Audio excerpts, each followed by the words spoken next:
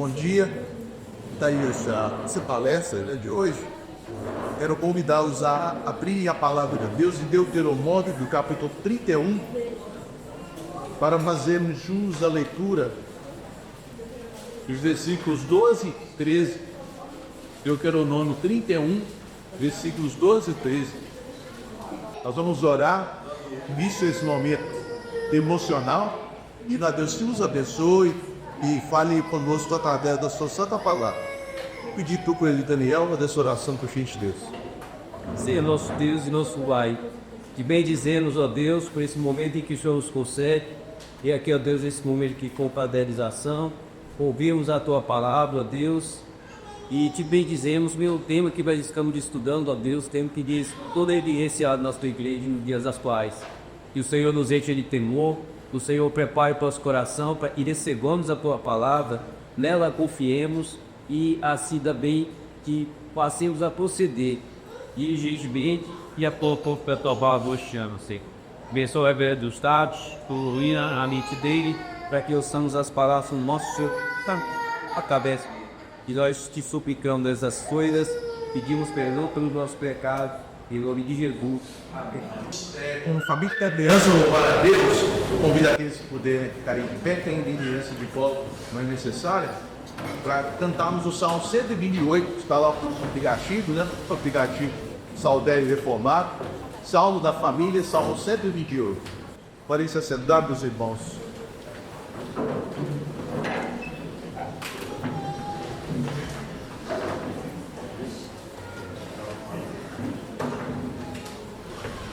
Conforme nós lemos em Deuteronômio, capítulo 31, há uma ordem clara, sim, também conhecida como versículo da lei, e é o ajuntamento de todo o povo do Senhor.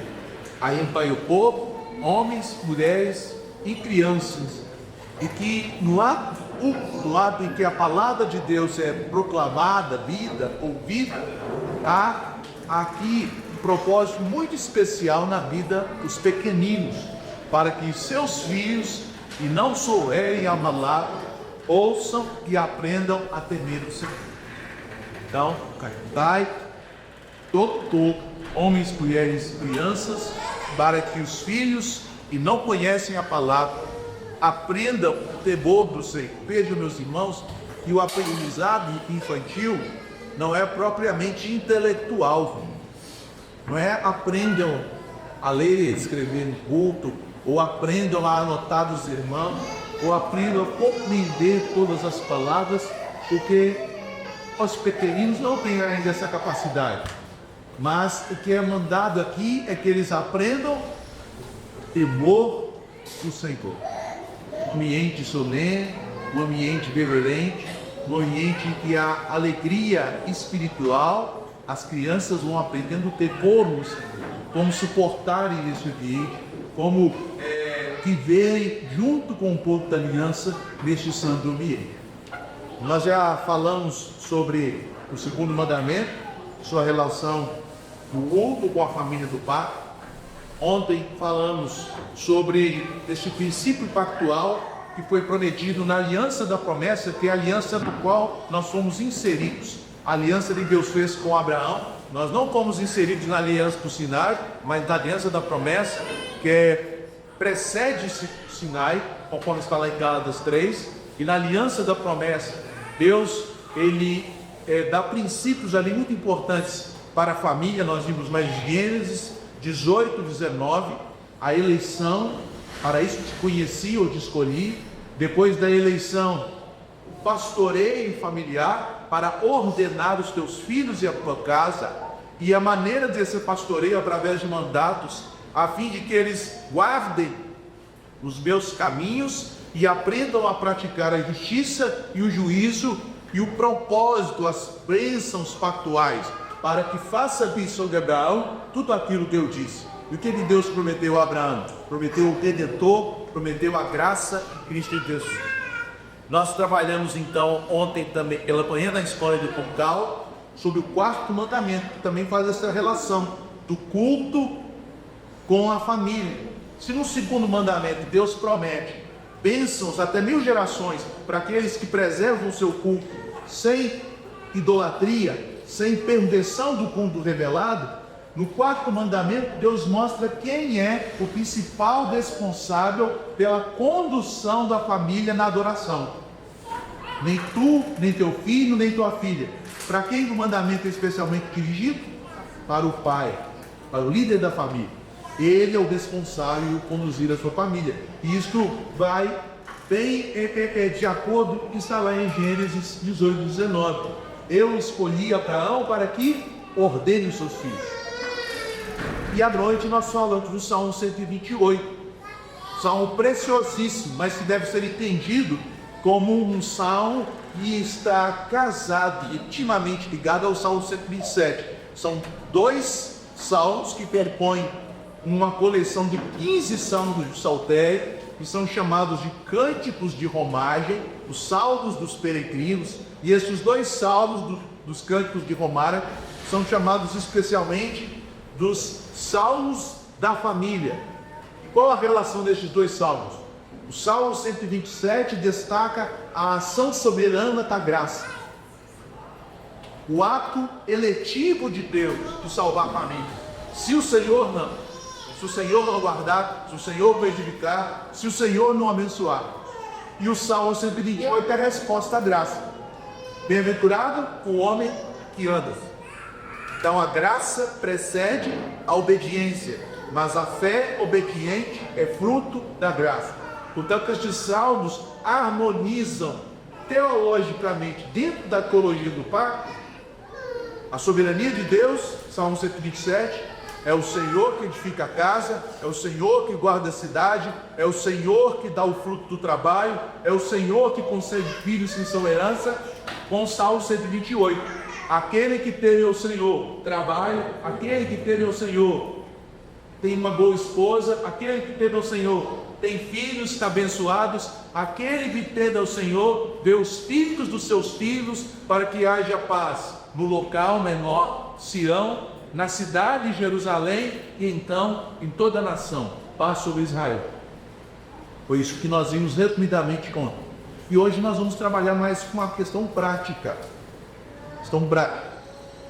Fazendo uma crítica, irmãos amados, não acusatória propriamente, mas uma crítica que serve também como autocrítica da igreja de nossa época. Uma crítica à visão moderna do evangelicalismo sobre família e culto. Porque o que nós temos ensinado aqui, percebemos que tem no tamanho bíblico, é algo que as igrejas de nossa época estão em uma direção muito diferente, muito contrária a isso. As igrejas têm entendido que não há uma relação de família e culto, ao ponto de que as crianças, e até algumas igrejas, os jovens, os adolescentes, as faixas etárias, elas não precisam fazer parte do mesmo culto em que haja uma unidade da família, do culto.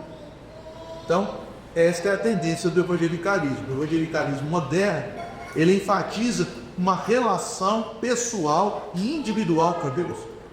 Esse é o grande problema do evangelicalismo moderno. Esta ênfase na relação pessoal e individual com Deus.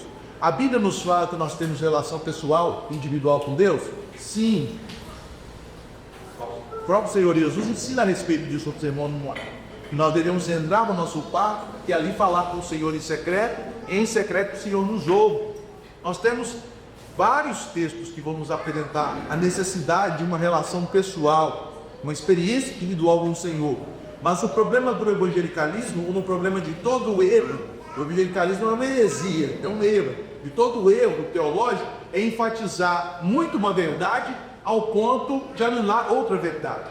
Porque a Bíblia também nos ensina que a nossa relação não é só individual com Deus. Nossa relação também envolve nossa família, nosso casamento, nossos filhos, nossa casa. Então, ao estimular somente o aspecto individual, subjetivo da fé, o evangelicalismo acabou praticamente anulando o aspecto coletivo e familiar da fé. Então, esta é a grande dificuldade que as igrejas têm enfrentado hoje. E nesse ponto de vista radical em relação ao indivíduo, o indivíduo em sua vida espiritual, vai colidir frontalmente com a teologia pactual. Então, o antídoto para esta visão equivocada do evangelicalismo é a teologia pactual, que mostra que na Bíblia Deus lida com indivíduos dentro de estruturas maiores, dentro de família, dentro de aliança. Então Deus salva para fazer parte de um povo. Deus traz pessoas de um império das trevas para um reino. Então Deus age de maneira corporativa, e a teologia da aliança nos mostra isso. Então eu quero apresentar aqui de uma maneira bem clara, nesta pontuação, né, crítica, não se diz de crítica como acusação, mas crítica no sentido mais acadêmico, né, de apontamentos, como nós fazemos no ambiente da faculdade. A gente faz críticas a uma obra que a gente leu, é nesse sentido de apontamento. Olha, isso aqui não foi bem colocado, não foi bem construído. O objetivo então é mostrar que houve enfado na igreja atual, na igreja a partir do século XX, onde o evangelicalismo chega ao seu ponto mais dominante. O evangelicalismo tem suas raízes lá no século XVII, XVIII, na Inglaterra, depois nos Estados Unidos, mas ele chega ao seu apogeu agora, no final do século XX, começo do século XXI. Como esse movimento evangelical, ou evangélico, como é chamado no Brasil, ele causa uma ruptura das famílias, priorizando o indivíduo, e tem afetado a igreja cristã, e tem deformado a visão bíblica de pacto e de família como uma unidade da presença de Deus. Uma unidade, inclusive, representada por cabeça. Então, a primeira coisa que nós podemos criticar no evangelicalismo é essa perda da estrutura familiar da fé. Há uma perda da fé como parte de uma estrutura familiar.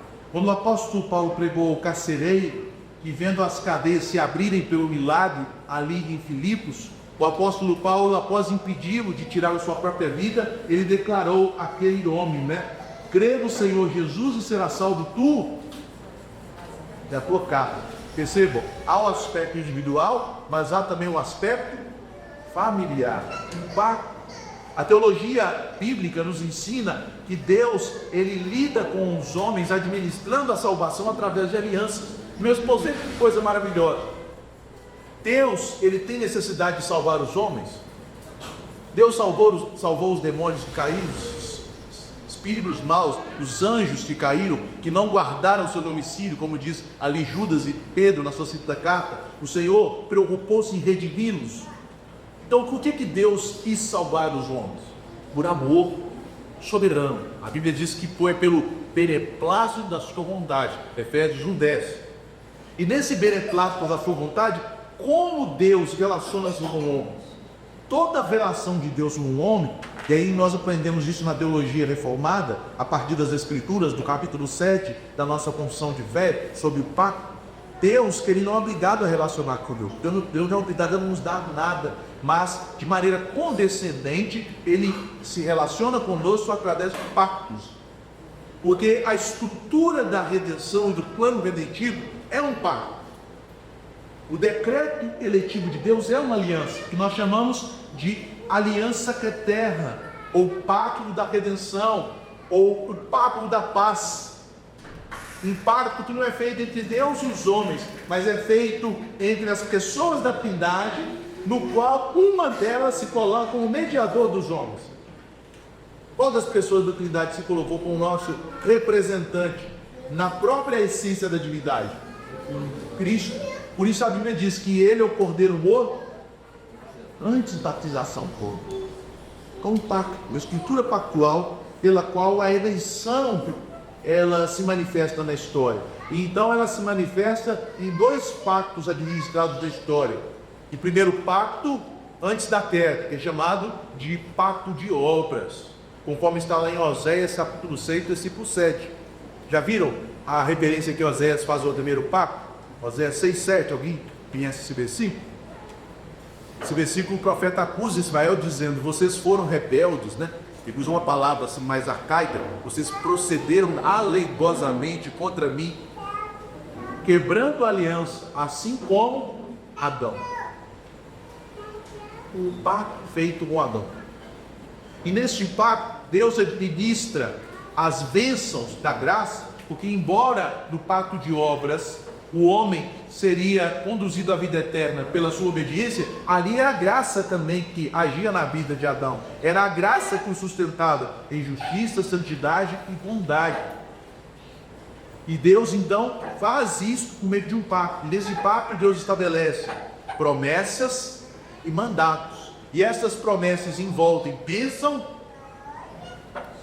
a vida, se fosse obediente, e maldição. Do dia que dela comer, certamente, verás. Deus faz um pacto. Adão quebrou o primeiro pacto. Deus então faz o segundo pacto. Qual foi o nome desse segundo pacto? Pacto da graça. Quando ele foi feito? Ele é prometido em Gênesis 3,15. Os teólogos chamam de proto-evangelho. O evangelho que mediu. O homem, ao quebrar a aliança com Deus, ele sai da aliança.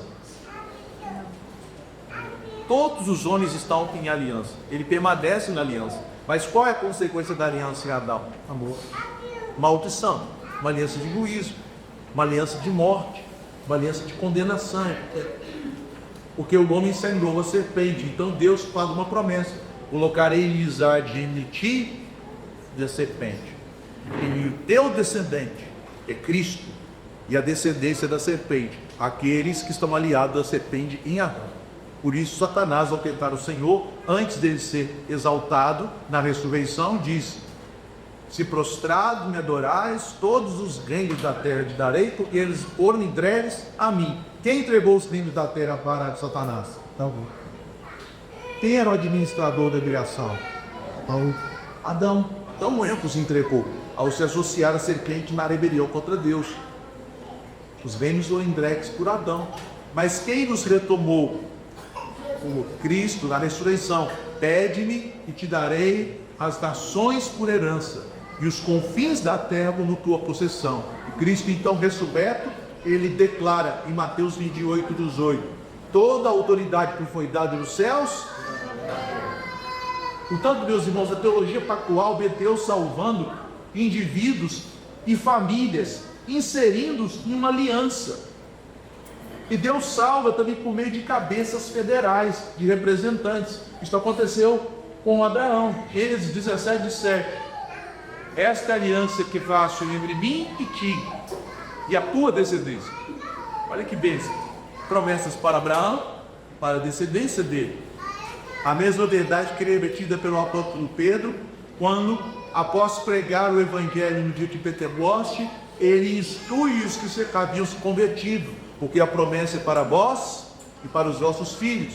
Crê no Senhor Jesus e será salvo tu e a tua casa. Deus age por meio de cabeças federais. Êxodo 20, o segundo mandamento, nós vimos isso.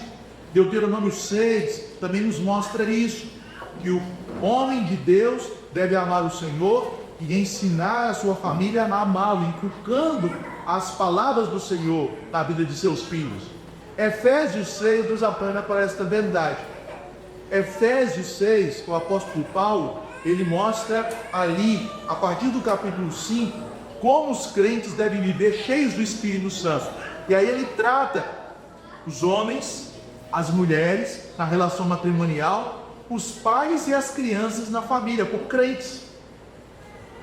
E como ele trata os pais? Ele diz lá no verso 6, no capítulo 6, verso 4: pai, você vai falar para ali, para aqueles que estão vendo essa explicação, a palavra dele é só o homem, parabéns.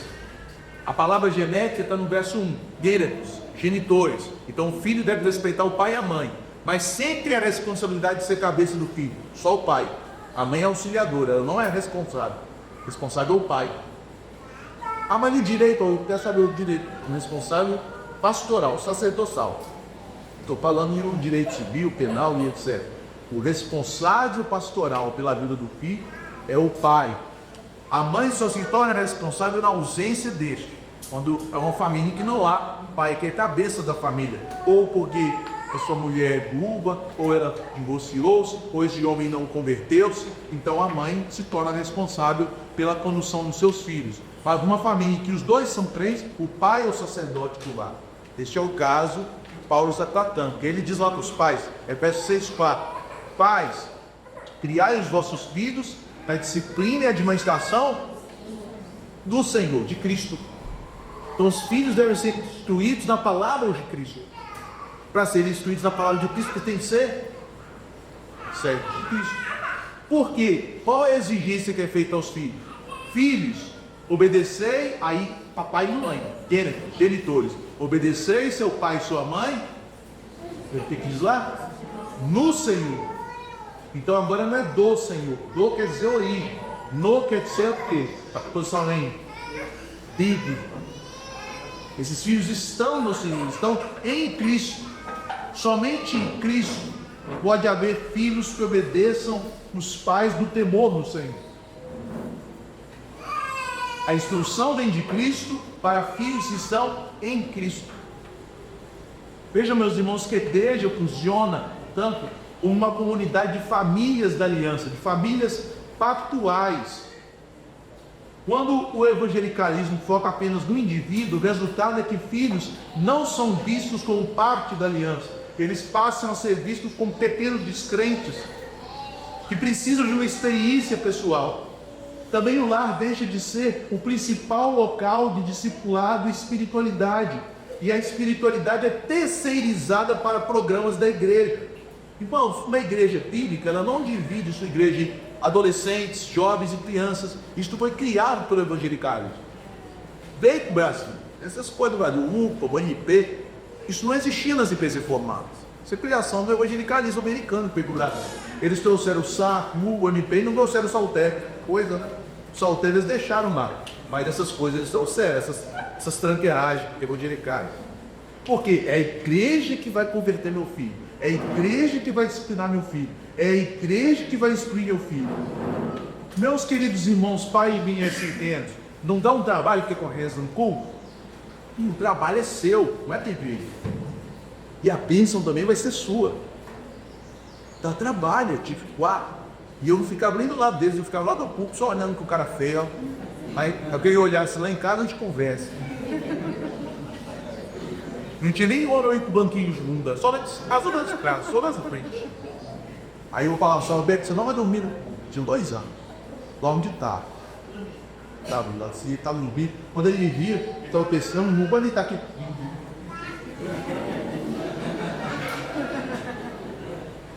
Porque eu criei na disciplina de menstruação do Senhor. Chegava em casa, tomava ouro, senão eu digo muito pouco. Falei que você dormia cá. Dia de você acabou pedindo pela casa. Você vai descansar, quando você ficar tem 2 anos. Nunca me deu trabalho. No culto, não me deu trabalho de casa. Casa lá no pai. Casa tá pare e pedir lá. Todos você obedecer. A instrução, o doméstico, é assim que você tem que se comportar. Então percebam, não, a igreja não pode tomar um serviço que não pertence aos seus pais. Aí vai para a salinha que o pai cheira, levando para o professor. Olha, eu não gostei da como você está dando meu filho. O menino subindo na parede aqui para ele lá. Ah, sou. Olha. Que eles traíram para beber. Que é o imenso dos pais. Aí acontece, fica lá na salinha até os 12 anos. Vem para o tempo. Onde que sempre os adolescentes? Do lado dos pais? No último banco da igreja. Se tiver galeria, olha o último banco da galeria. Porque é mais fácil do mundo, né? E assim que acontece? Além para eles ficarem, o que você tem que fazer? Tem que trazer o menino para dentro da igreja. Olha, eu estou por guitarra aqui. Eu só sei 3 acordes, não problema não, só que certo é praia, Cristo Senhor. Vai para manter aquele bando de jovem não amadurecido, não convertido, não instruído. Portanto, os irmãos, o evangelicalismo, ele não trata família. E não deixa os pais perceberem a bênção, mas também o trabalho e a responsabilidade geral que eles têm. É uma responsabilidade, mas é um privilégio, porque na medida que você vai tendo esse trabalho, que vai vendo os frutos desse trabalho, vendo a ação de Deus, honrando a sua fé, que é imperfeita, que é precária, que é frágil, você vai percebendo e dando valor à obra do Senhor na sua família, na sua casa. Vai colhendo esta graça na sua casa. Porque eu ouvi vários pais me dando testemunhos. Olha, pastor, eu achava que não prestava atenção. Ele falou, o pastor disse isso. Ou ainda nem sabe falar, o pastor já começa ali tendo esta referência, como nós vemos no Deuteronômio, do ambiente e a palavra é livre e fregada, do temor do Senhor. temor do Senhor é criado. Aí coloca na salinha e começa, olhou, atrás, o que está fazendo? Está quebrando o terceiro mandamento, está tomando o nome de Deus em vão. Quem canta musiquinha infantil está pecando, desminindo, pecado. Deus não foi feito para colocar em desenho animado. Mas a igreja evangelical, o que eles conseguiram? Bíblia é da criança, Bíblia não é da criança não, Bíblia é sagrada, Bíblia é do Senhor. A criança tem que saber, isso aqui é brinqueira, isso aqui é desenho, isso aqui é sagrado. Isso daqui é perigoso, isso daqui é algo que eu não posso tocar pelo papai, isso daqui é meu. Ela precisa ter esses limites, essas compartimentalizações da vida, para que ela cresça de forma saudável. Isso é sagrado, isso exige temor. A Bíblia é na linguagem da criança. Não, a Bíblia é na linguagem do Espírito Santo. É a criança que tem que aprender a língua do Espírito Santo. Porque a Bíblia é uma linguagem espiritual, ou como está em 1 Coríntios 2,14, o homem natural não discerne as coisas de Deus, quer seja criança, adulto, velho, intelectual ou indouto, só pode discernir as coisas de Deus aqueles que são nascidos de novo, que tem o Espírito Santo. E crianças podem nascer de novo? João Batista nasceu de novo no ventre. Davi fala no Salmo, se eu não me engano, 18, desde o peito da minha mãe, tu és o meu Deus e eu te conhecia. Por revelação do Espírito, Davi chegou ao conhecimento de que ele fora regenerado também no ventre. Portanto, meus irmãos, há uma perda da estrutura familiar da fé quando a ênfase está apenas no individualismo e numa fé pessoal. O segundo ponto é que a igreja perde continuidade entre as gerações, porque na teologia pactual espera-se não apenas que a igreja alcance os de fora, mas que a igreja cresça através da relação entre pais e filhos. Nós não cantamos isso no Salmo 78? Nós devemos falar dos testemunhos da palavra de Deus para as gerações vindouras, devemos falar para que aquelas gerações que ainda nem nasceram venham conhecer e aprender a temer o Senhor. É o que diz também o salmista no Salmo 103, alguém me ajude, por favor, o Salmo 103, verso 17, e outro irmão, Marcos 16, 31.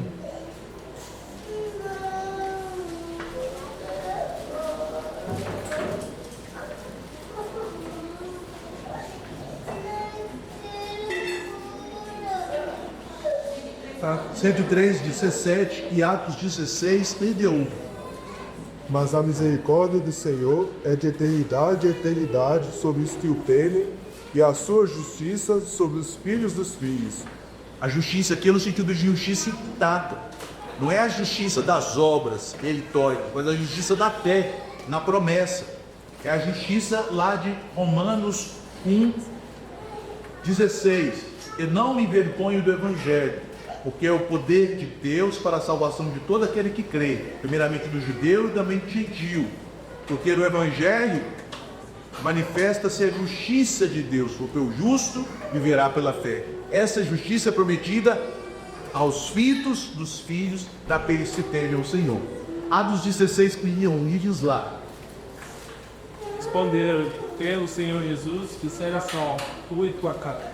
Deus concede ao seu povo promessas de uma bênção geracional, porque na aliança é produzido um ambiente de santidade familiar que abrange os filhos para serem nutridos pela graça, não pelos méritos do pai, mas Deus ele escolhe na aliança a maneira como ele opera a graça. Vejam só, Deus ele tem a obrigação de ouvir nossas orações. Por que ele ouve? Porque nós oramos segundo aquilo que ele revelou, segundo a sua vontade. Deus tem a obrigação de agir na vida e no coração dos meus filhos? Também não, mas por que ele age? Porque ele na aliança prometeu abençoar as nossas gerações pela sua graça para aqueles que creem na sua promessa. Deus ele age pela graça, mas ele age também criando instrumentos pelos quais a graça atua. A oração é um instrumento. Todos os meios de graça são instrumentos. A instrução da palavra é um instrumento. Como que Deus chama os de fora? É pela pregação? Como que Deus chama os de dentro? Pela criação dos pais, que são os sacerdotes que pregam aos seus filhos. Na espiritualidade individualista, há uma ruptura desta relação orgânica entre pais e filhos. e apresenta uma noção de que a igreja precisa sempre recomeçar do zero, a cada geração. Cada filho precisa de tomar uma decisão por Cristo, no modelo emocional, individual. A fé não é herdada com responsabilidade pactual, porque a igreja perde a noção dessa linhagem de fé. Com isso, a igreja passa a ser construída por conversões isoladas e não pelo crescimento orgânico das famílias.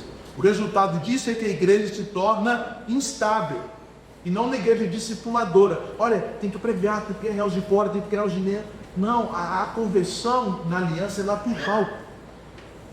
Você vai assustar com a criancinha, ela já vai começar a apresentar os seus primeiros manifestações intelectuais, já crendo nas promessas do Senhor, já crendo na palavra do Senhor. Ela não vai começar com os céticos duvidando da Bíblia. Você já viu uma criança que é cética dentro de uma questão? Por que eu tenho que crer na Bíblia? Você não converter mesmo, né? Eu, primeiro, desde pequeno, a Bíblia me era passada. E da Bíblia para você foi a verdade.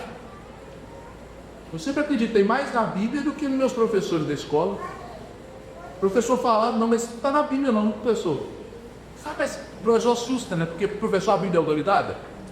Mas para o crente é. A obra do Espírito Santo no coração coloca a palavra de Deus nas tábuas do nosso coração. Para nós não há dúvida, essas coisas são reais, essas coisas aconteceram, essas histórias não são ficção. Porque a fé já está sendo implantada no coração. Não porque mereçamos essa implantação da fé no coração dos nossos filhos, mas por causa da promessa da graça de Deus. Deus, ele age nas famílias que são fiéis. A fé não é dada no modelo evangelical assim. Por isso é um problema. Um terceiro problema que nós devemos apontar é que o ministério pastoral é deturpado num ambiente evangelical e não pactual, porque ele se torna terapêutico. Sem o fato, os presbíteros, isto é, a liderança, eles não são avaliados pela família deles. Lília, por favor, Dito 1,6. Qual é o critério de avaliação para a liderança bíblica? E outro irmão vai dar 1 Timóteo 3,4. Santos, o Tito 1,6.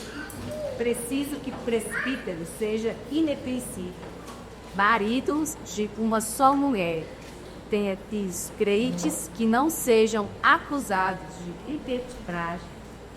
Isso. É engraçado, pessoal, isso aí é só para as crianças. Nunca uma criança será acusada de libertinagem.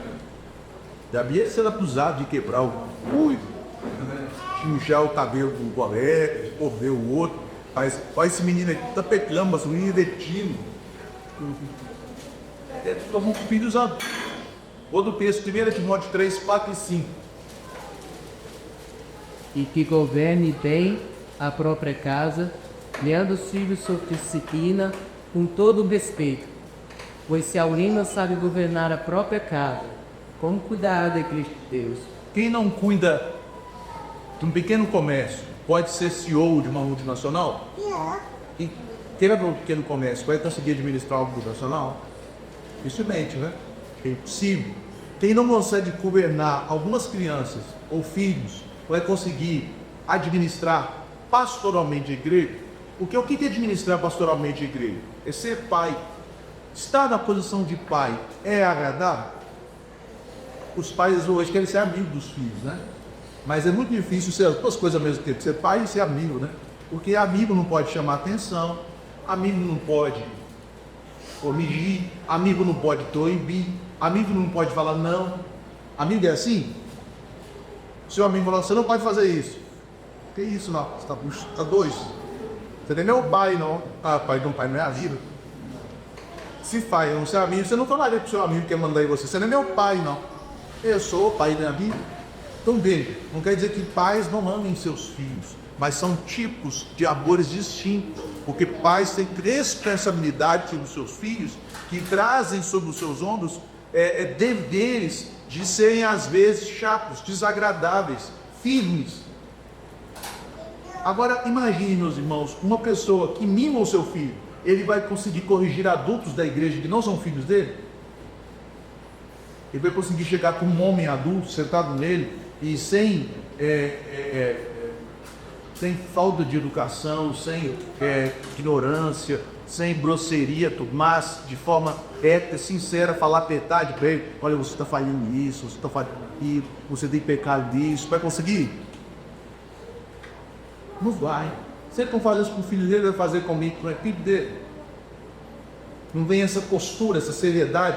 Uma pessoa que não consegue dizer não, só sabe dizer pergunta para sua mãe, ele está desqualificado. Pergunta para sua mãe, não, não. Se eu falei não, não sei o que eu vou dar com sua mãe. Sua mãe é de mim também. Se eu falei não, por que não? É difícil isso, né? Hoje masculinidade é algo que as pessoas não conseguem suportar mais. Mas não. Por quê? Eu não tenho que te dar razões. Você não é meu chefe. É porque eu disse que não. Se você não faz assim em casa, você vai fazer isso na igreja? Também, pegando para o outro lado, a necessidade às vezes de consolar, de amparar, chegar lá e dar uma palavra de compor, uma palavra de estilo. Geralmente os pais deixam isso para quem? A mãe vai fazer isso. Um homem que não tem essa docilidade, e masculinidade é difícil, né? Tem que ser firme, mas também tem que saber a hora de ser brando. O homem que não tem essa docilidade em casa, ele vai ter fora. Começando a me ouvir o que está acontecendo, para desanimar, e foi. Fala aqui, minha filha. Olha, esse rapaz aí, o que está acontecendo? O que está aproximando de você? Conversa aqui comigo. Isso tudo é a mãe, então para sua mãe. Então, tem que botar as presbíteras na igreja, né? Porque tudo depende da sua mãe, inteligência da mulher, Deus doutor tudo. Veja, meus irmãos, que essa sobrecarga não pertence às mulheres. E a liderança bíblica é uma reprodução da liderança do lar. Os líderes da igreja devem ser modelos paternais.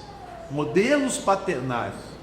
Para que as famílias da igreja tenham modelos paternos, para que os jovens que não têm uma referência masculina de um pai crente possam ter na igreja, para que as crianças possam ter esse tipo de modelo de referência de autoridade, que é segura, firme, mas também amado, dócil, que sabe dar àqueles que estão debaixo de sua autoridade e influência essa direção. Então, esse é o modelo que o Senhor criou para a igreja. Esse é o modelo que o Senhor Jesus ocupou na sua igreja. Enquanto o modelo bíblico, o presbítero é avaliado pela piedade de sua casa é modelo da igreja, e sua atividade paternal, através do governo espiritual da família, é o padrão de sua liderança. Nas igrejas modernas, a liderança é avaliada pelo seu carisma e pela sua atividade terapêutica. São mais psicólogos e coaches do que líderes de família. E aí o negócio dá problema. Olha, o pastor, a vida dele com a esposa não é tão boa. Os filhos são problemáticos. Mas, olha, filho de pastor não é pastor, mulher de pastor não é pastor. Mas filho e mulher de pastor é currículo e referência do pastor e do presbítero. Houve nos Estados Unidos um movimento de revitalização de igrejas em que eles perceberam que havia necessidade nos currículos pastorais ser colocado dados sobre a vida familiar de pastor. Que às vezes eles contratavam pastores com currículo invejado, título ligados, livros escritos, igrejas organizadas, doutorado, pós-graduação, mas a família era caótica. Isso não é um modelo bíblico de igreja. O evangelicalismo ignora essas estruturas, ignora o ponto que tem pastoras. Se o líder tem que governar bem a sua casa, então a pastora tem que governar a casa dela? Olha que coisa inconsistente. Cara, isso não tem nenhum. Um ponto ilógico. Se o líder tem como referência o governo da casa, quer dizer então que a mulher que é pastora é ela que manda. O evangelicalismo ignora o princípio bíblico de que a liderança deve ser modelo para a formação de novas famílias na igreja, para fortalecimento das famílias que estão fracas ou são problemáticas, para apoio das famílias que estão fragilizadas. E a consequência disso é que há a formação de líderes em casas desordenadas, que entram no ministério, que enfraquecem a igreja, que produzem uma igreja que geracionalmente não vai desenvolver aqueles pequeninos que estão crescendo no meio do rebanho. Pelo contrário, vão perder mais membros. Então, com isso, meus irmãos, uma inversão de papéis, com a criação de ministério feminino, ordenado, no qual a mulher passa a ocupar a posição de cabeça do lar, que não lhe pertence, e a liderança se torna um antimodelo. um monte de modelos que Deus estabeleceu. Esse é o problema do evangelicalismo. Grave problema. Em quarto lugar, o culto do movimento evangelical baseado no indivíduo, ele deixa de ser pactual e torna-se uma experiência individual. Quando você vai num culto evangelical hoje, nesse modelo já pronto, acabado, é interessante que há poucas luzes, porque a minha experiência é minha com Deus, não é minha com o indivíduo, está do meu lado. Então, poucas luzes, todas as luzes que existem estão no palco, para que eu me sinta ali isolado, ensimesmado, só eu com aquela ministração para ter um contato com Deus, mas eu não faço parte do relacionamento com ninguém, porque ali não era igreja que eu entro, eu devo ser bem tratado, se tiver uma nobrista é ótimo, se tiver uma sardinha que meus filhos é ótimo, se tiver uma máquina de café me deixa ali, eu tomar um café, um lanche, que bom, um choquezinho, uma fonte, mas eu entrei, eu não quero ninguém me atrapalhando, porque eu tive que consumir a ajuda espiritual para essa semana. Mas na teologia pactual, o culto reúne a família da aliança, pais, filhos, jovens, idosos, crianças que adoram juntos, e a liturgia orientada por Deus é centrada no pacto. Já no evangelicalismo individualista, o culto é fragmentado por faixa etária, cada um vive sua experiência espiritual separada, a música e a liturgia viram estímulos emocionais para que o indivíduo se sinta isolado dos demais e próximo de Deus. A música e liturgia são não respostas à palavra, mas são expressões do coração do indivíduo. Percebam que na liturgia reformada, a palavra é lida e o povo responde cantando a palavra. A palavra é lida e o povo responde cantando, com orações e cânticos. Agora, nesses cultos, não. As músicas são sentimentos expressos de maneira que eu quero nem saber que está do meu lado, eu estou chegando na presença de Deus sozinho. Por isso que não pode ter menino, não, vai atrapalhar. A ceia perde o sentido da refeição da família. Irmãos, eu tenho conversado isso com o nosso igreja, se Deus assim permitir, estamos adequando a liturgia para isso, para que tenhamos ceia toda semana. Não há mecanismo evangelístico legal para as crianças que a ceia. Este princípio aparece na Páscoa, em Êxodo 12.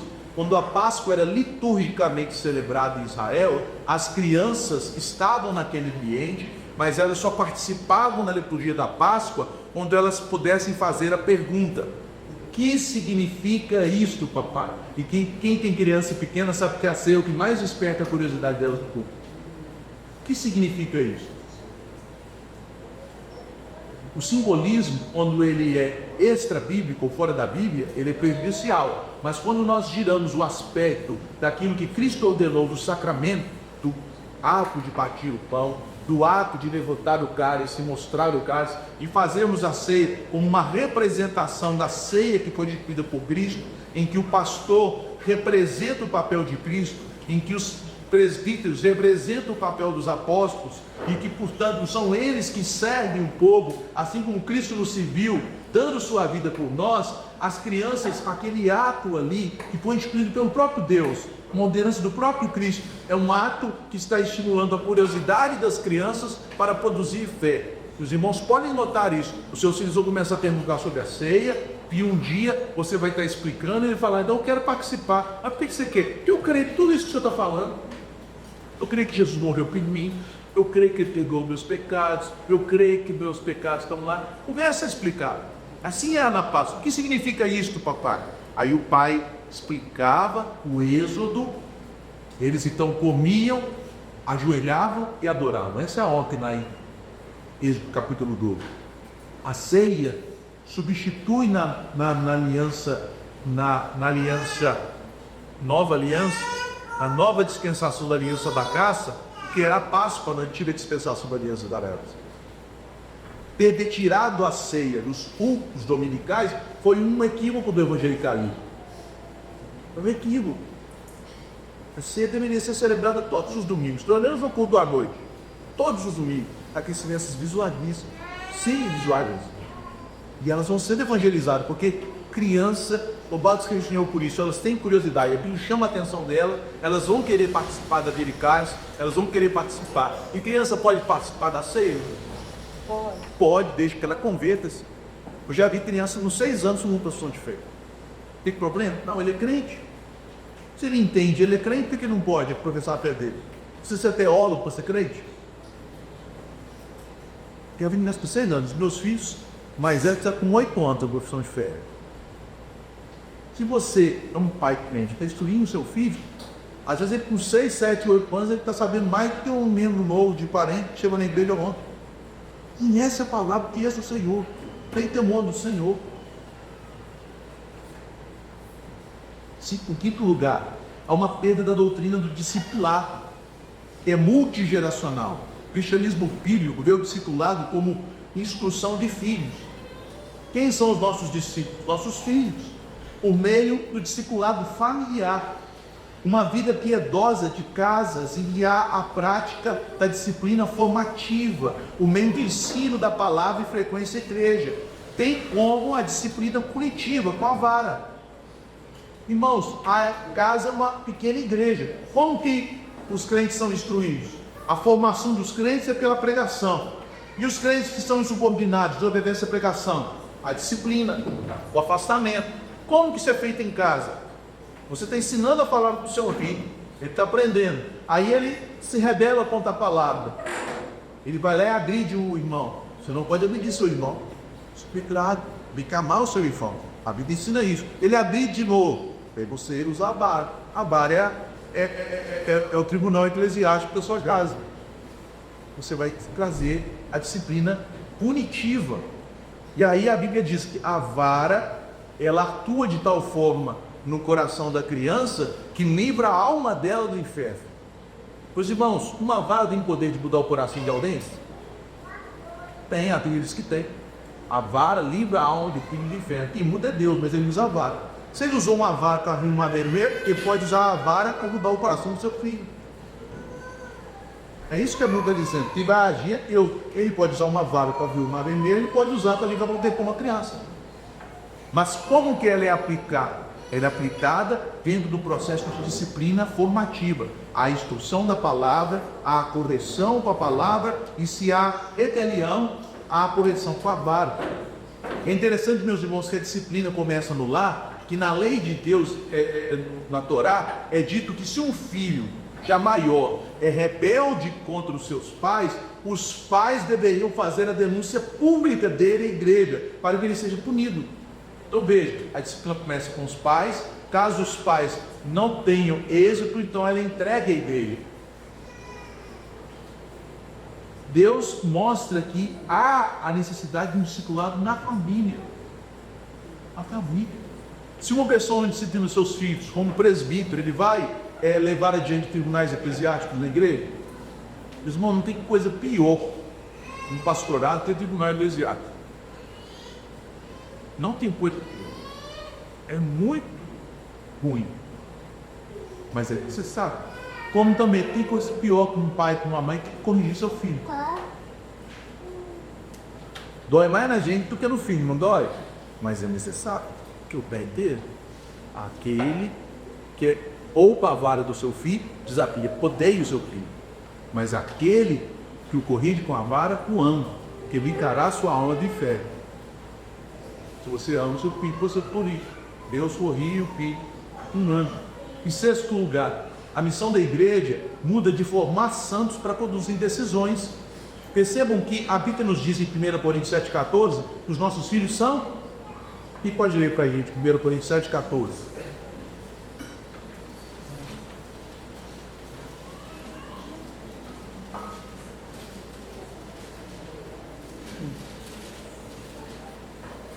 Pois o marido descrente é santificado por meio da mulher. A descrente é santificado por meio do marido. Se assim o esposo, seus filhos, seriam culturos, são santos. Nosso objetivo não é produzir decisões de nossos filhos, é ensinar a eles a viver como santos, como separados, não mundanos. Mas veja, a igreja que pauta-se no individualismo, ela baseia a ideia de que os filhos não são parte do pacto, então eles precisam de ter uma decisão. Então essas igrejas vivem de programações. Olha, pastor, eu quero trazer meus filhos para a igreja, eles são adolescentes. Quais são as programações para os adolescentes? Tem culto de manhã, a minha vinha, tem reunião de orações, tudo bem. Não, mas para os adolescentes, tem escola dominical, curso, tudo bem. O que alguém precisa para ser crente? Não, a gente vai fazer aqui festa fantasia. Vai fazer entretenimento, é o que Spurgeon denunciou lá no século XIX, que abandonou-se o pastoreio de ovelhas, substituindo pelo entretenimento de bodes. O que quer dizer isso? As pessoas não têm novo nascimento, não têm mudança de vida, mas aí você tem que criar coisas mundanas para maneiras de viver. Isso é filho dos filhos dos crentes, porque eles não estão sendo tratados como santos, como pessoas que têm que conhecer o Senhor, pessoas que têm que ter uma vida para o Senhor, pessoas que fazem parte de uma relação com o Senhor antes mesmo de nascer, porque antes mesmo delas nascerem, os seus pais já oravam para que Deus abençoasse os seus filhos, como está lá no Salmo 78. Isso está na geração de cristãos sem formação pactual, há uma falta de enraizamento nas práticas do pacto. Quais são elas? Culto doméstico, devocional pessoal, guarda do dia do Senhor e culto na igreja, a ceia, preparo para a ceia, que inclui nossos filhos, a disciplina formativa, a instrução, a disciplina corretiva, a vara. Estas coisas é que vão ensinar nossos filhos a vida de santidade. E é por esse motivo que os crentes se tornam crentes, quando se convertem, imaturos, instáveis, incapazes de transmitir a fé aos filhos, como nós temos visto no evangelicalismo moderno. A última crítica, sétimo ponto, a eclesiologia, que é a doutrina da igreja, tem sua base bíblica. A teologia pactual vê a igreja como um corpo, uma família de famílias, uma nação santa e um povo da aliança. Mas o individualismo vê a igreja como uma simples agregação voluntária de indivíduos com experiências espirituais isoladas. Cada um de nós decidiu ser parte dessa igreja. Não, nós somos um povo, uma nação, uma família de famílias, que temos um laço mais, podemos dizer assim, mais profundo do que os laços de sangue, que são os laços da cruz. Nós às vezes achamos que os laços de sangue são os laços mais fortes que alguém pode ter. Veja, o casamento tem minoridade sobre os laços de sangue. Os laços da aliança patrimonial, que são mais fortes nas escrituras, ou devem ser mais fortes do que os laços sanguíneos. E os laços da cruz ainda mais, porque a minha família terrena pode não ser a minha família da glória. Que seja a vontade de Deus, que seja tanto na terra quanto na glória. Nós oramos para isso, mas pode não acontecer. O evangelicalismo moderno, ele nega ou ignora a teologia pactual, e isso afeta profundamente a igreja, porque perde a ideia de que a igreja é uma família que tem funcionamento orgânico e progressivo, no qual a fé é transmitida geracionalmente. Perde-se a visão da família com unidade espiritual. O culto deixa de ser pactual, deixa de haver um discipulado familiar para se estabelecer um discipulado terceirizado, com ministérios, com pessoas que são treinadas para isso. Os líderes deixam de ser avaliados tipicamente, usando a família como critério principal, e a igreja perde sua força e estabilidade. Resumindo, quando a fé deixa de ser familiar e pactual, ela se torna superficial e fraca. É o que tem acontecido em nossos dias. Finalizando, irmãos, isso que nós lemos ontem em Malaquias 2,15, alguém lê, por favor. O que esse texto nos ensina?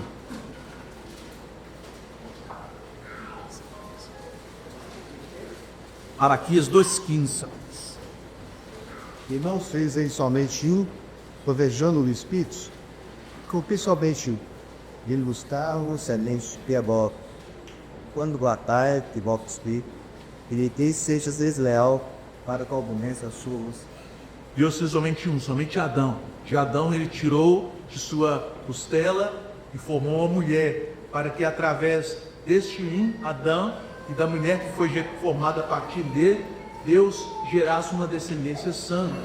Deus criou o homem à sua imagem para gerar e educar filhos que carregassem essa mesma imagem no contexto da aliança.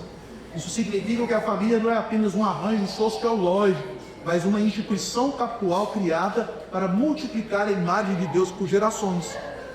Olha que interessante esse outro texto que corrobora Malaquias 2:15. Gênesis 5:2. Quem pode ler, por favor?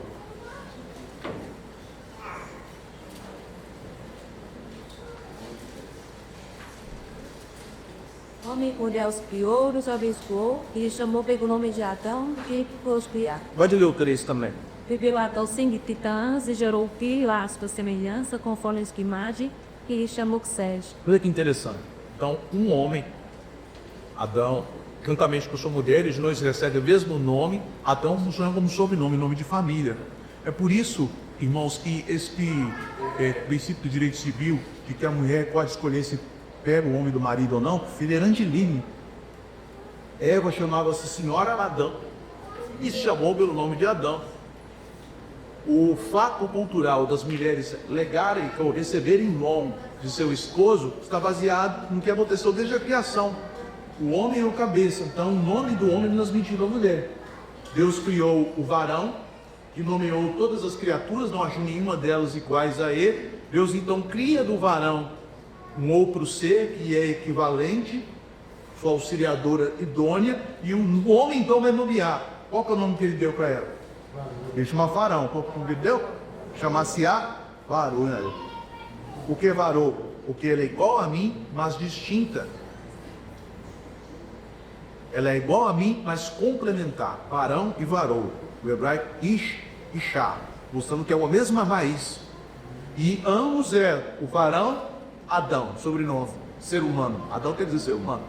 A varoa, Adão, ser humano.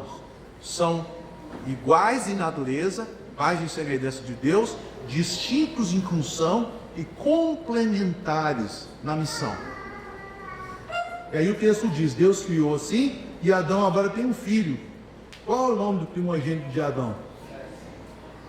Daí 7, qual que é o primogênito dele? Lá do capítulo Caim.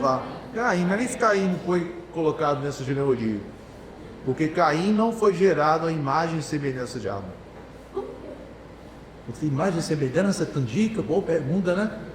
Que Sete herdou não apenas as características genéticas, físicas de Adão, mas ele herdou a mesma fé de Adão. A genealogia do capítulo 5 são da descendência dos filhos piedosos de Abraão, daqueles que criam na mesma potência. Caim não, Caim abandonou. Aí no capítulo 4, se você olhar lá, Abel já tinha falecido, por isso que ele não entra, mas ele também herdou a imagem e semelhança de Adão. Então, se você pegar o capítulo 4, é a descendência de Caim. É aquela descendência que abandona Deus. É a descendência de Adão, são daqueles que foram liberados segundo a imagem e semelhança de Adão. Aí nós temos 10 patriarcas piedosos, tendo no centro desta linhagem Enoque, que andou com Deus, e no final dessa linhagem, Lameque, que foi pai de Noé. E a palavra Noé quer dizer esperança. Então, meus irmãos, tanto Malaquias quanto este texto aí que corrobora Malaquias 2,15, nos mostra que Deus não apenas fez o homem para ser sua imagem e semelhança, mas nos fez para reproduzirmos, para multiplicarmos esta imagem na vida dos nossos filhos. Gerou Adão um filho, a sua imagem e semelhança. O que aconteceu quando Sete nasceu? Lá no capítulo 4 de Gênesis, no final do capítulo. Quando Sete nasceu, a Bíblia nos diz que Sete teve um filho, mas depois ele cresce, um filho chamado Enoque, e a partir dali, a família de Adão foi restaurada. Eles passaram novamente e invocaram o nome de Deus. Vamos ver. Adão, Sete, uma linhagem de homens e de famílias que temem o Senhor, que invocam o nome do Senhor. A multiplicação da imagem não é biológica, é pactual. Caim, biologicamente, é filho de Adão. Pactualmente, filho da serpente. Filho da serpente. Malaquias 2,15 é um texto-chave que mostra que o Senhor busca uma descendência piedosa. Aqui está a síntese inspirada do plano divino para a família. Deus junta homem e mulher com uma só carne no pacto da graça para gerar filhos piedosos, porque a piedade geracional manifesta a imagem de Deus na terra. A mesma lógica lá de Gênesis 18, 19.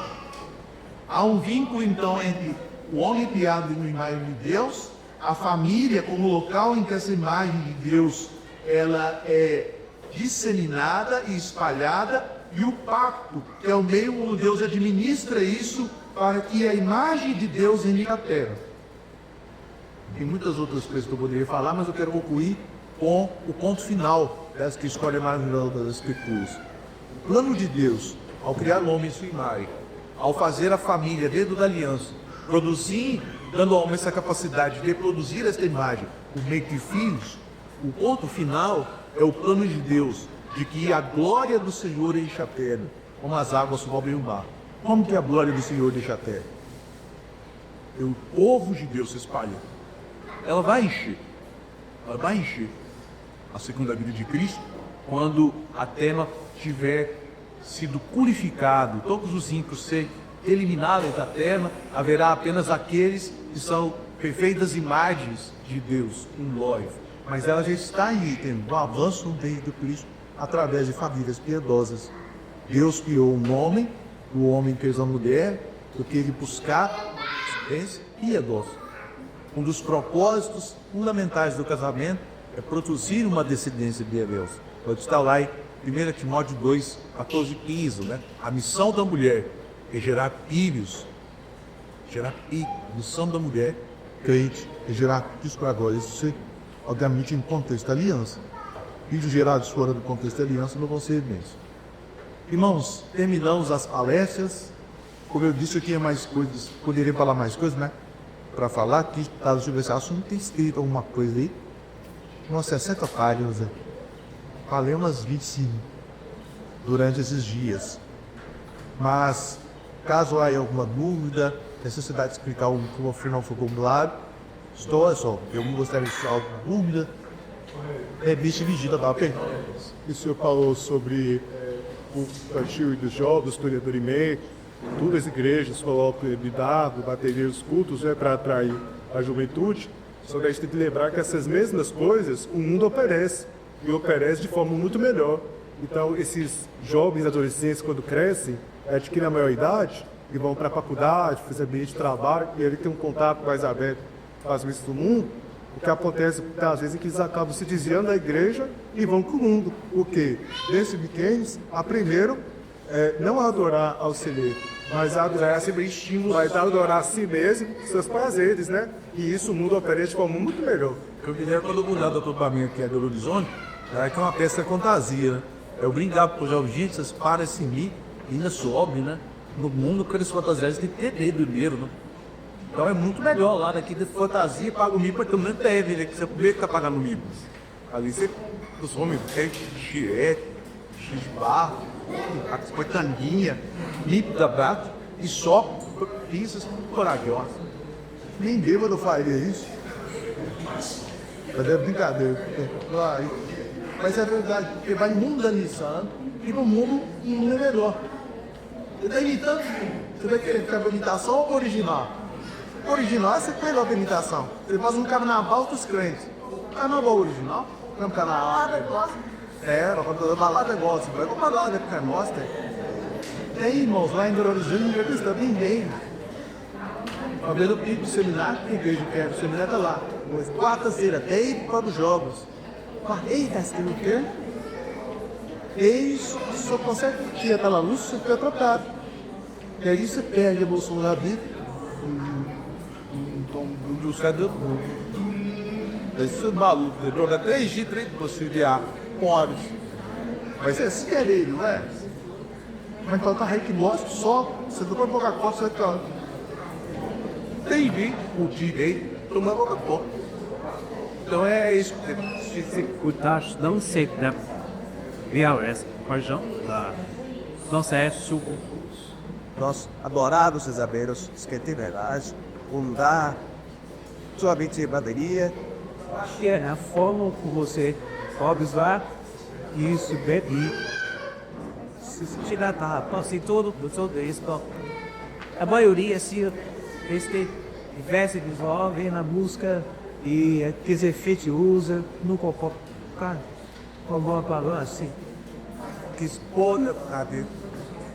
É que, claro, mais irritado que Na verdade, não é um processo. É um processo que começou com mudança lá no cérebro de Ju, por acontecendo a música, por acontecendo essas coisas. A música deixou de ser a salmodia, a palavra.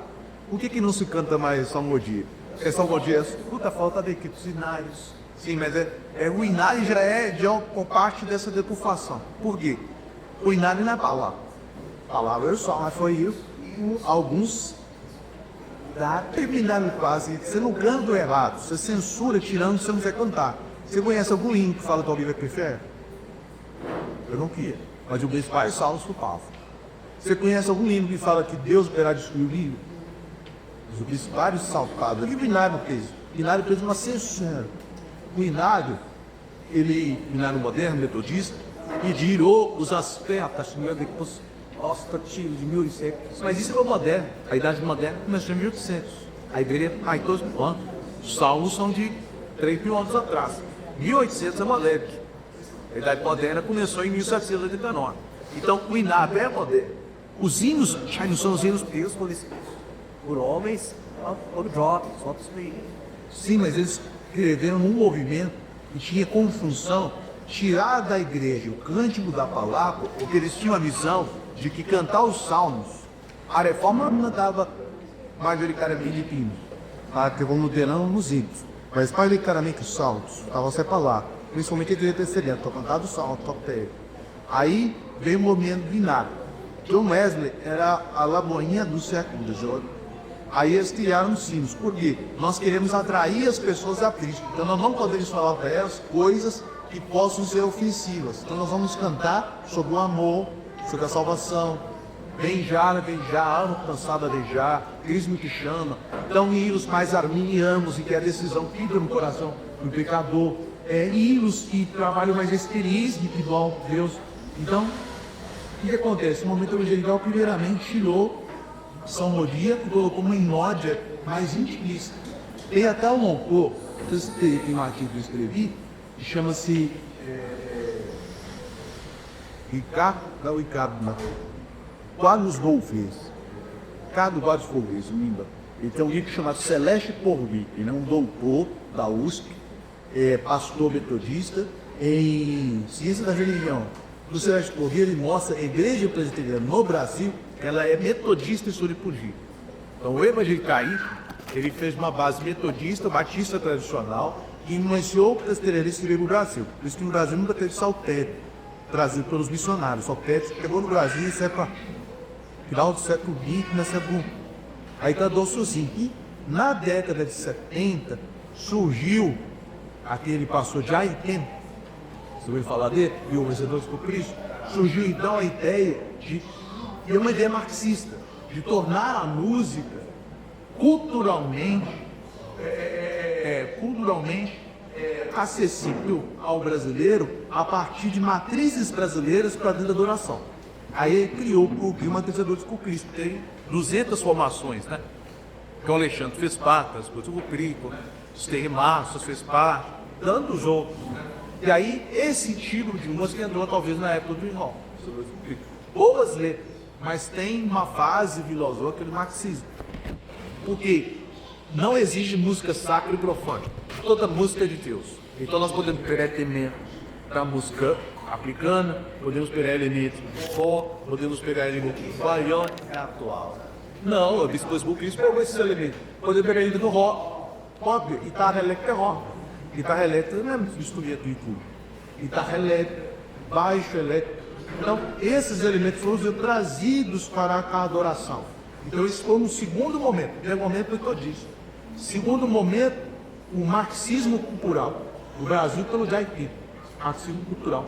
Terceiro momento, aí vem o worship, que foi popularizado no Brasil na década de 90 e nos anos 2000 pegaram as músicas de worship que produzem uma adoração intimista e começaram a produzir, criar naquilo ali. Então, deixou de ser música de adoração para ser culto e espetáculo. Então, você tem uma banda que apresenta o espetáculo, worship. E agora nós recebemos para um outro momento. É uma pulverização disso de vários tipos de música e espetáculo. Então você vai ter escola de samba da igreja, pagode, porque toda a expressão cultural e artística vem do Senhor. Essa é a ideia que está por trás disso. Agora começa lá com o metodismo, tendo uma ideia, começa depois adiando-se com um movimento de marxismo plural que entrou na igreja, que trouxe as bandas e acabou com a adoração da Enódia, aí entraram as bandas. Depois veio o Ogi e o show de espetáculo, e hoje nós estamos nessa fase que é uma fase que não sabe para onde vai dar, porque o negócio pulverizou por todo lado. Qualquer coisa pode ser adoração, até uma vez, até um bloco de carnaval, em Belo Horizonte, o bloco de carnaval evangélico, o bloco de carnaval. Então começou o música aqui. O que é música sacra? É grupo cabide, que é música sacra. O irmão está adorando a Deus, cantando uma música de Deus por Cristo, usando uma música popular. Ele está fazendo expressão de pecado? Não. Mas esse tipo de música é apropriado? Não, é apropriado que você oficiaria. É apropriado que você cantar para sua mulher. Mesmo que a letra seja espiritual, a música não está para a letra. A música, ela tem uma melodia romântica, ela tem uma batida de balada. Ela não é música de adoração congregacional. Ela é uma resposta congregacional à palavra. Ela é uma música de entretenimento. Música de entretenimento. Projeto só, música de entretenimento. Só que eles estão usando Deus para ganhar dinheiro. Porque ninguém vai vender música de nada. Vai ser bem de música do projeto solo, para show, cobra ingresso, e é caro.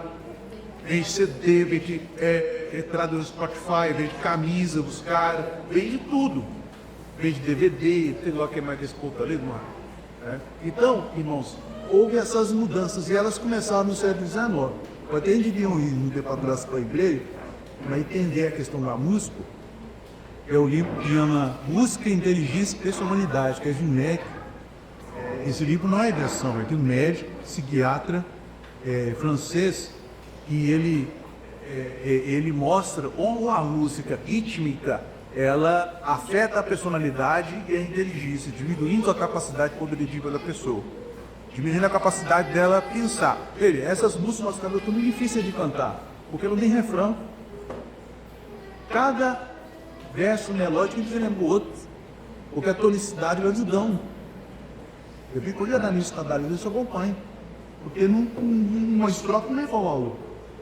É uma música que exige não a atenção que está sendo tocada no uso de ritmo, mas que exige atenção à melodia para que eu possa então me fixar na letra.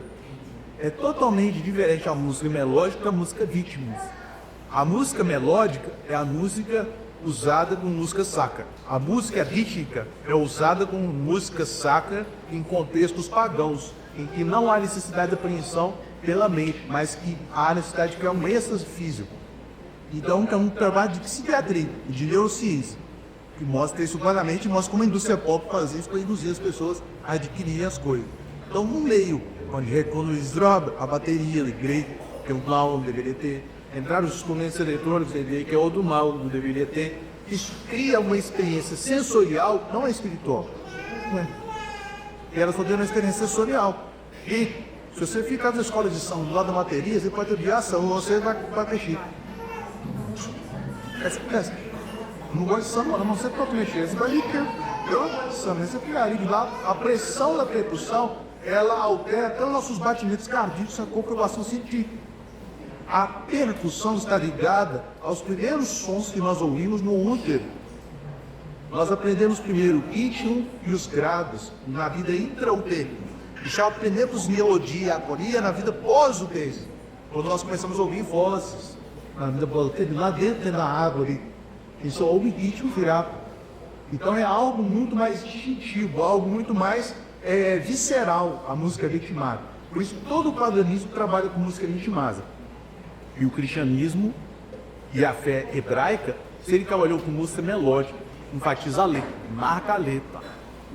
Então eu até escrevi alguns artigos sobre isso, depois você passar para o irmão, tem algumas referências bibliográficas. Há uma outra referência também sobre o culto protestante no Brasil, uma tese de doutorado de um pastor missionário escocês que esteve no Brasil e fez esse doutorado lá na Escócia, mostrando que o culto protestante no Brasil nunca foi protestante. Os missionários não auxiliam para dar um culto protestante no Brasil. Até as pessoas assustam, chegam na nossa igreja, que é para ter protestante, pô, eu sou isso aqui é igreja presbiteriana. Não, isso é igreja presbiteriana. Tem nas outras aqui, vai. Você vai nos Estados Unidos, menino presbiteriano, você aqui na Nisori. Vai na Europa, igreja presbiteriana, é aquilo que você vai ali. E dentro, a mim de um camarão, três. E depois também igreja presbiteriana lá, tem um conservador. Aí ele mandou o link para o batismo do filho dele. Parecia com a nossa igreja. E lá ele tem outra novidade, até os presbíteros não tocam. Os presbíteros estavam lá gritando, movimentando todo mundo, a oração de toga. Todo igual aquele, são os presbiterianos, quem é presbiteriano? Só que o presbiterianismo brasileiro é um presbiterianismo de missão. E missão os homens fizeram, que vieram os funcionários, eles vieram com muita influência do evangelicalismo e fizeram um trabalho muito rápido, eles não consolidaram o trabalho. Então, logo aquela primeira geração de funcionários morreu, eles mandaram uma segunda geração que era liberal. A geração que, por exemplo, após igrejas nessa região da Missão Brasil Central, eles já eram influenciados pelo liberalismo, chamado de teologia social americana. Então, eles achavam que missão era da cesta básica, missão era ajudar pobre. Isso não é trabalho missionário, esse trabalho é assistencial, coisas assistivas. Trabalho missionário é pregar o evangelho. O assistencialismo não faz pessoas à conversão. Por causa da conversão é evangelho, por ir por foco. Mas houve como a nome, são muito assistencialistas da visão da central. Eles eram liberais, tinham essa visão liberal. Então já eram os presbiterianos da década de 20, 30 e fundaram as igrejas, essa região aqui do norte de Minas, parte da Bahia, desde Ponte Moca, onde ela saiu da missão, até o centro-oeste. Então, evangelicais com uma tendência de pezinho no liberalismo. Até que o reverendo Juaneque Ribeiro deu um freio nisso aí. Ele falou, Deus que voltar para a reforma. Começou a mandar pastor para fora, escutaram. Os pastores escutaram, voltaram. O problema é que eles voltaram neocomunistas. Não voltaram reformados. Augusto de Podemos, homem inteligentíssimo, capaz. Mas ele era reformado e neocomunista. Que é outro problema que a igreja tenta coisa, o neocomunismo. Então nós temos essas situações. É muito estudar a história da igreja para a gente poder ver onde nós estamos nessa história e o que temos que fazer em relação a essa história. Só uma curiosidade de oficinos, a gente canta todos os cultos, mesmo hino do Glória Pátria, né? O Glória Pátria ele é cantado desde o 3º século como encerramento do canto no Salmo. Tem um livro que chama Por que Cantar Salmo, do Jalvi, ele posta isso. Desde o 3º século, cantava-se os salmos, terminava com Glória seja ao Pai, Glória Pátria. Nós vamos ficar de pé para encerrarmos, já vamos almoçar.